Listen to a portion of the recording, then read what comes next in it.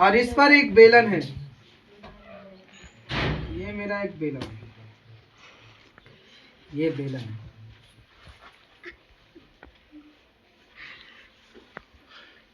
ये बेलन हो गया। कह रहा है कि इसका जो व्यास दिया है ना 7 सेंटीमीटर 14 सेंटीमीटर है, यानी डी का मान कितना है, डी का मान दिया है 14 सेंटीमीटर, लेकिन पूरा हाइट कितना है, पूरा ये जो बर्तन बनाया गया इसकी हाइट पूरा दिया है 13 सेंटीमीटर, 13 सेंटीमीटर इसका हाइट है पूरा। अब ध्यान दीजिएगा, सबसे पहले हम क्या करेंगे, हमारे से सवाल क्या पूछा है, हमें निकालना है इस बर्तन का कुल पृष्ठीय आंतरिक पृष्ठीय क्षेत्रफल, बर्तन का आंतरिक पृष्ठीय क्षेत्रफल, ये हमें निकालना है।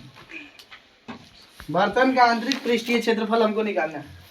त्रिज्या मेरा आ गया 14/2, 2 से कटा दिए कितना आ गया 7 सेंटीमीटर। अब देखिए ध्यान दीजिएगा, बात को ध्यान दीजिएगा, यहाँ गौर कीजिएगा।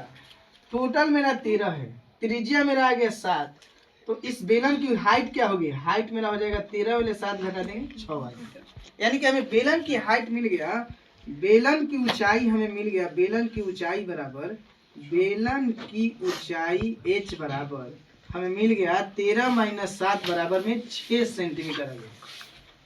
अब क्या करेंगे, अब हम निकालेंगे बर्तन का आंतरिक पृष्ठीय क्षेत्रफल बराबर, आंतरिक पृष्ठीय क्षेत्रफल बराबर होता है, क्या होता है, लिखेंगे बर्तन का आंतरिक पृष्ठीय क्षेत्रफल बराबर, यहाँ से लिख देते हैं बेलन का वक्र पृष्ठीय क्षेत्रफल, बेलन का वक्र पृष्ठीय क्षेत्रफल प्लस में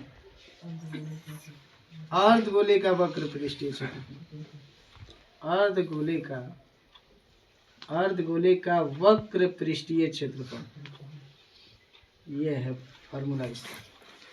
तो बेलन का वक्र पृष्ठीय क्षेत्रफल होता है 2πr/h, क्या होता है 2πr/h होता है, जबकि अर्धगोला क्या होता है 2πr², अर्धगोला क्या होता है 2πr²। अब दोनों में देख लीजिए क्या कॉमन है, 2πr यहाँ भी है, 2πr यहाँ भी है, 2πr कॉमन ले लो। ऐसे 2πr जैसे ही कॉमन लेंगे तो देखिए क्या होता है, यहाँ पे हमारा h बचेगा और यहाँ पे देख लीजिए 2πr कॉमन हो गया, r² है, एक r बाहर आ गया यहाँ पर कॉमन, तो एक r यहाँ पे बचेगा। तो देख लीजिए 2 का 2 हो गया, पाई के मान 22/7 हो गया, r का मान 7 हो गया और h का मान 6 हो गया और r का मान यहाँ भी 7 हो गया। 7 से 7 खत्म हो गया, 22 दूनी हो गया 44 और 6 7 हो गया 13।